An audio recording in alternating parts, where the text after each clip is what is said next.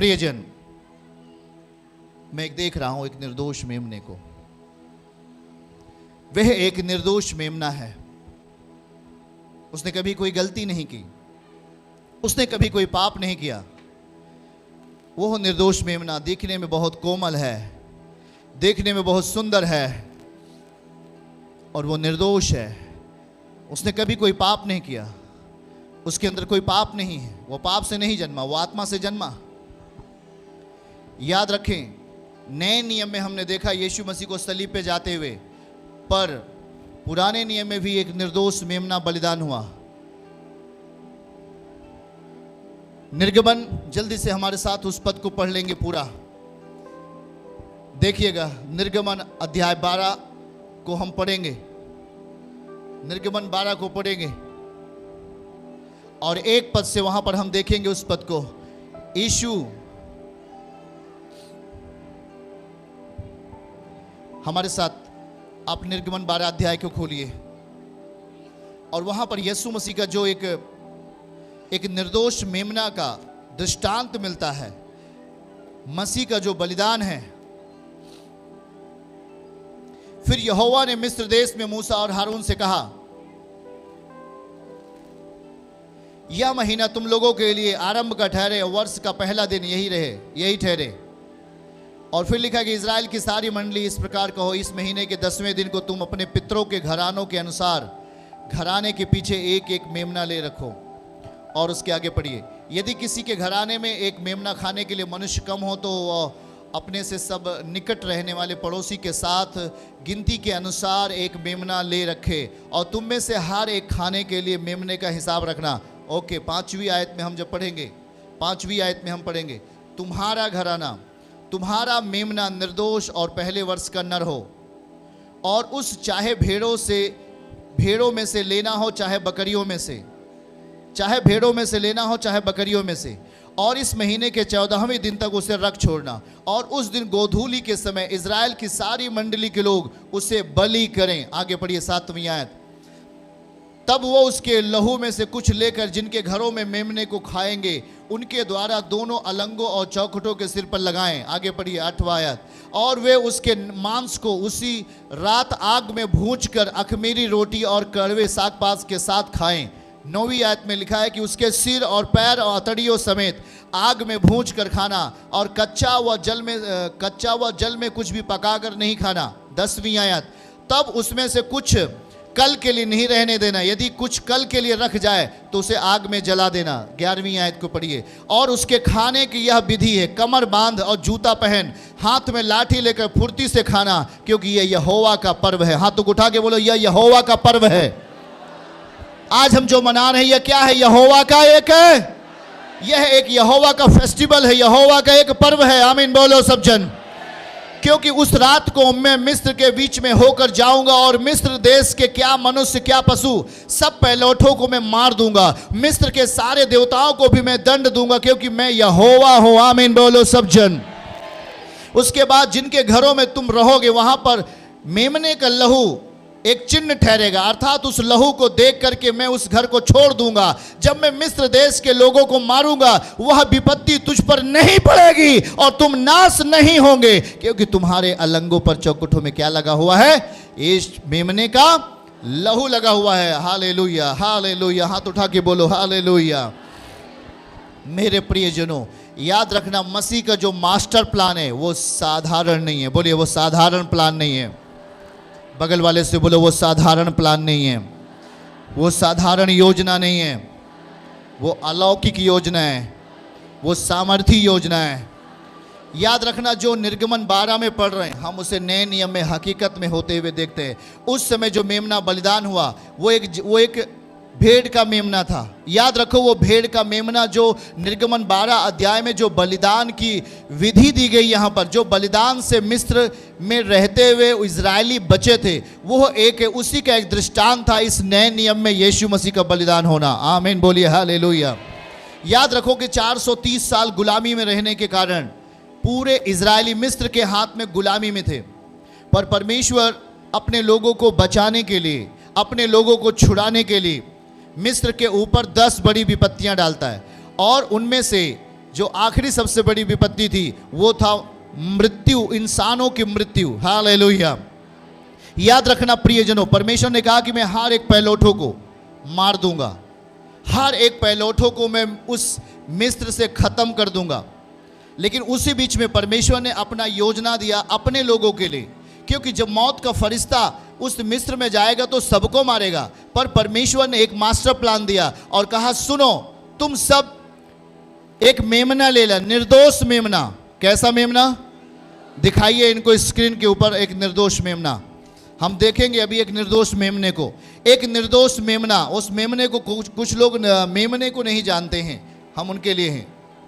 याद रखना, निर्दोष मेमने को बलि करना और उसका खून निकालकर, उसका जो खून निकलेगा उसे अपने चौखटों पर, अलंगों पर और चौखटों पर उस मेमने के खून को क्या कर देना?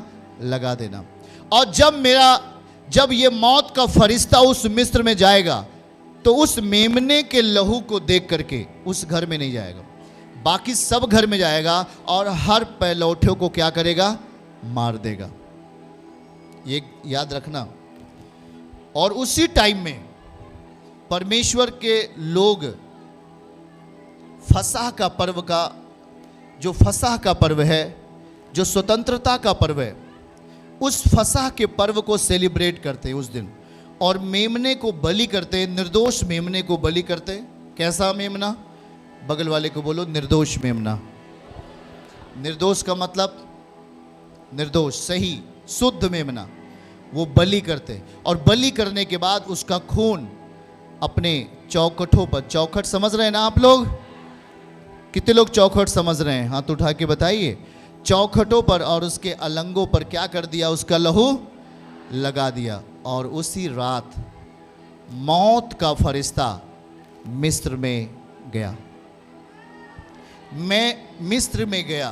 ध्यान से सुनो, पहले सुनो और समझो। मिस्र में जब वो मौत का फरिश्ता जाता है तो वो सारे पहिलौठों को मारता हुआ जा रहा था। पर जिसके जिसके घर में उस निर्दोष मेमने का लहू लगा हुआ था, जिस जिसके अलंगों पर, चौखटों में उस बलिदान किया हुआ मेमना, बोलो बलिदान किया हुआ मेमना, तेजी में सब लोग बोलो बलिदान किया हुआ मेमना, लहू लगा हुआ था, उस घर के अंदर वो मौत का फरिश्ता, मतलब वो मौत से बचा लिए गए। आमीन कहिए। मौत से क्या हो गए? याद रखो, वो एक वाचा थी, वो एक व्यवस्था थी। और उस व्यवस्था के टाइम में जब एक निर्दोष मेमना, एक जानवर का बच्चा, जो भेड़ का बच्चा होता है, जो निर्दोष मेमना होता है, उसको बलिदान करने के कारण और उसका लहू उस चौखट में लगाने के कारण मौत अंदर नहीं घुसा, मौत अंदर नहीं गया। पर याद रखो, जो आज से 2000 साल पहले हमारी इस धरती के ऊपर हुआ, हमारे बीच में हुआ, वो भी एक निर्दोष मेमना था। आमीन बोलो हालेलुया। वो जन्म लिया आत्मा के द्वारा। कैसे जन्म लिया? पवित्रताई में, आत्मा में जन्म लिया, और वो शरीर में दिखाई दिया, हाँ या ना? और वो आत्मा में धर्मी ठहरा, हाँ या ना? स्वर्गदूतों को दिखाई दिया, हाँ या ना? और जो महिमा में ऊपर उठा लिया गया, वो निर्दोष मेमना, मरियम कुमारी, जो मरियम थी, उसके गर्भ से अपने आप को आने दिया। वो शरीर के अनुसार नहीं जन्मा, वो आत्मा के अनुसार जन्मा, वो वचन के अनुसार जन्मा। वो निर्दोष मेमना जब हमारे लिए बलिदान हुआ। याद रखना, जानवरों के लहू से किसी का उद्धार नहीं, जानवरों के खून से किसी का उद्धार नहीं है। इसीलिए परमेश्वर पिता ने अपना मास्टर प्लान हमारे लिए किया कि जिस तरीके से जब एक निर्दोष मेमना मिस्र में बलि किया गया और लोग मौत के फरिश्तों से बच गए, मौत से बच गए। और याद रखो कि जो सच्चा परमेश्वर, जो हड्डी और मांस में आया, जो शरीर में हमारे बीच में आया, वो अपने आप को सेक्रीफाइस किया है कि निर्दोष मेमना बनकर। वो निर्दोष मेमना जिसके छूने से मुर्दे क्या हो गए? उठ खड़े हो गए। जिसके बोलने से गूंगा क्या हो गया? जिसके छूने से कोढ़ी क्या हो गया? याद रखो, वो एक निर्दोष मेमना हमारे बीच में प्रकट हुआ, हमारे बीच में प्रकट हुआ। दिखाइए उस वचन को, प्रकट हुआ। पतरस, दिखाइए उस पतरस की किताब से, प्रकट हुआ। हमारे बीच में, हाथ उठा के बोलो प्रकट हुआ। तेज तर्रार वहां बैठो कुछ लोग, ध्यान से बैठ गए वहां, ध्यान से उनको बोलो, खोले जल्दी से। प्रकट हुआ, हाथ उठा के बोलो हमारे बीच में परमेश्वर प्रकट हुआ।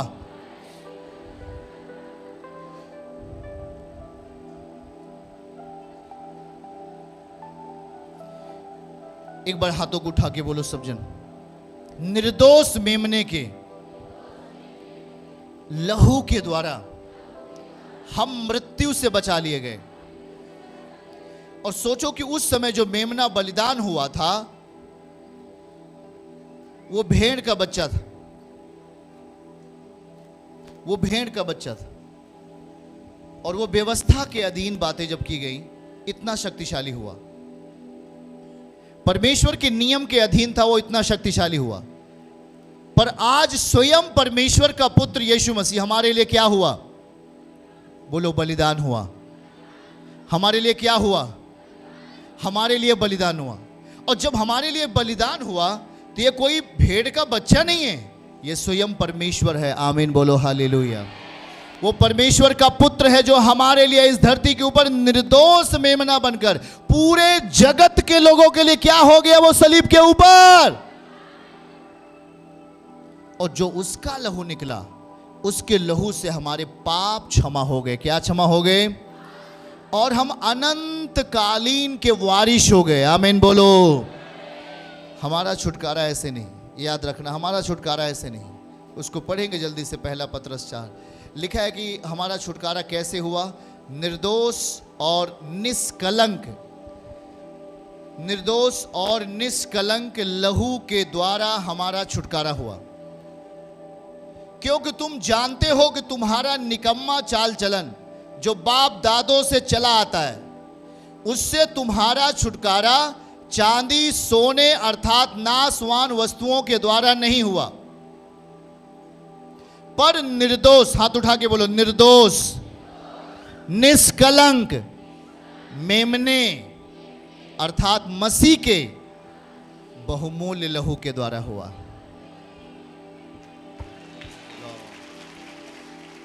हमारा छुटकारा सोने चांदी से।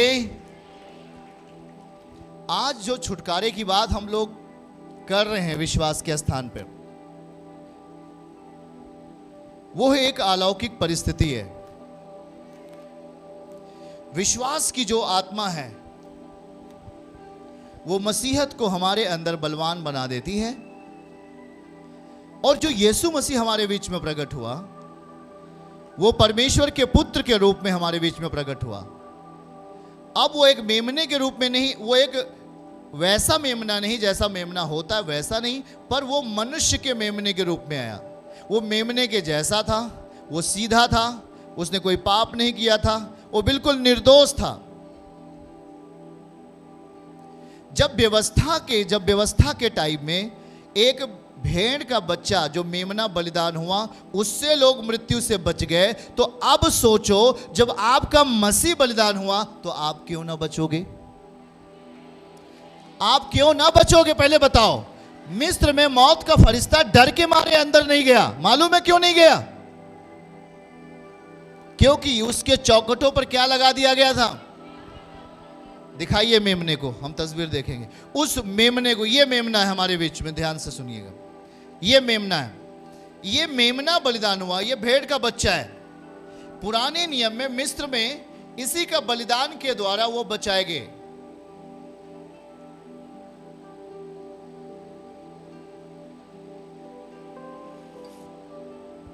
हालेलुया। मेमना देख रहे हैं आप लोग? इसका भी बलिदान हुआ। और ये जिस समय बलिदान हुआ था मेमना, मिस्र में मौत का फरिश्ता उनके घर में नहीं गया।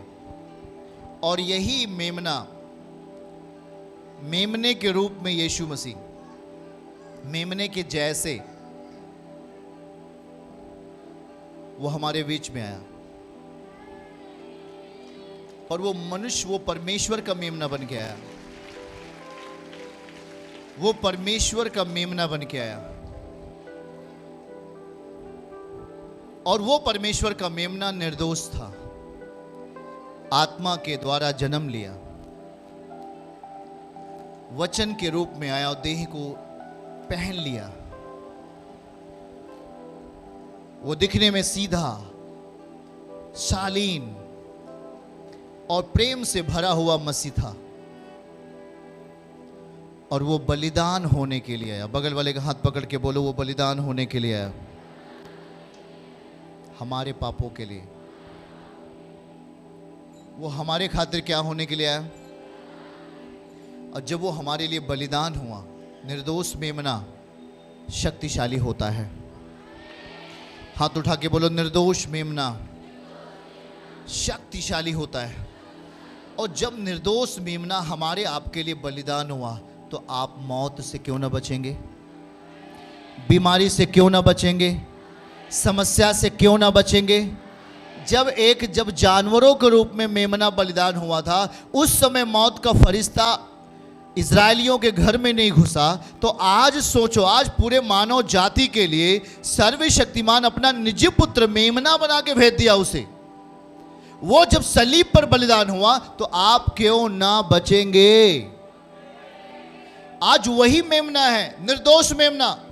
अगर वो निर्दोष नहीं होता तो आज अंधे की आंखें खुलती? अगर वो निर्दोष नहीं होता तो क्या आज बीमार चंगे होते? जो आप गवाहियां सुनते, क्या ऐसा हो पाता? कभी नहीं, क्योंकि वो निर्दोष था। वो जगत के पापों को अपने ऊपर उठाने के लिए आया। वो आत्मा में जन्मा था, शरीर में प्रकट हुआ, हड्डी और मांस में दिखाई दिया। जब वो जा रहा था तो वचन चल रहा था, जब वो बोल रहा था तो वचन बोल रहा था। उसका पूरा शरीर वचन के द्वारा बनाया गया था, इसलिए कोई भी जब उसे विश्वास से छू लेता, वो क्या हो जाता था? वो किसी भी एंगल से शरीर में, किसी भी एंगल से वो भौतिक अवस्थाओं में नहीं था, वो आत्मिक अवस्थाओं में जी रहा था। आत्मिक अवस्था। हाथ उठा के बोलो सब जन, वो आत्मिक अवस्था में था। उसकी सोच आत्मिक अवस्था में थी, उसकी बातें आत्मिक अवस्था में थी, उसका चलन आत्मिक अवस्था में था, सब कुछ आत्मिक अवस्था में था वो। इसलिए उसके जुबान से निकले हुए शब्द के द्वारा काम होते थे। अगर वो कहता था, हे लाजर तू निकल के बाहर आ जा, तो 4 दिन का मरा हुआ लाजर क्या हो गया? कब्र से बाहर आया कि नहीं बाहर आया?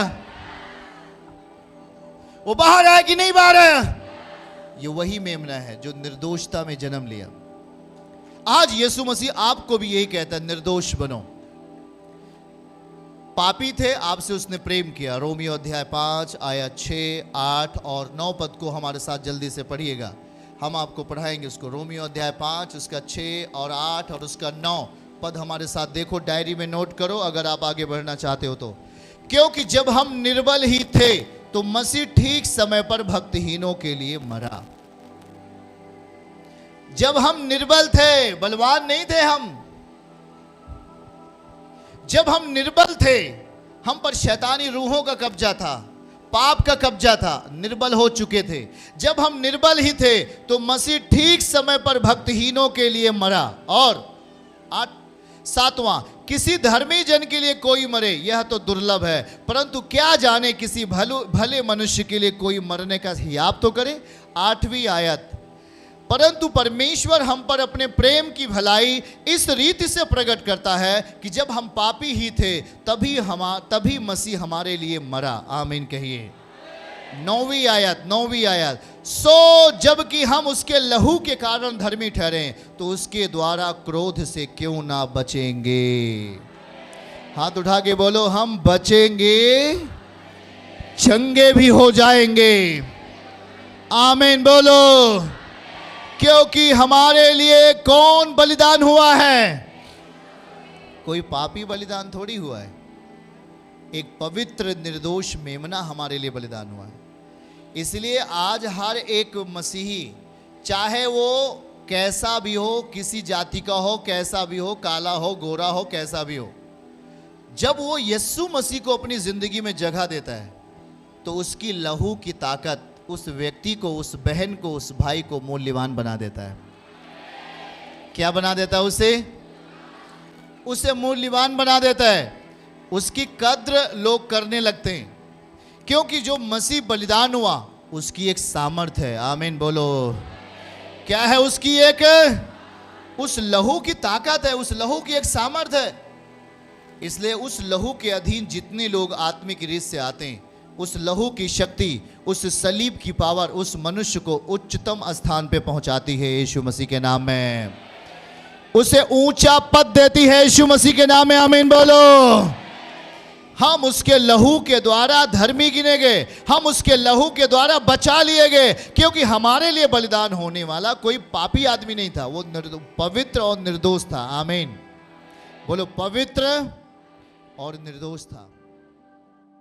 चर्च की सभी प्रार्थनाओं को और परमेश्वर के दास के द्वारा टीचिंग सुनने के लिए और अपडेट्स को जानने के लिए हमारे इस चैनल को सब्सक्राइब करें और साथ में बेल आइकन को दबाएं, ताकि जब भी लाइव प्रार्थना हो तो सबसे पहले आप देख सकें।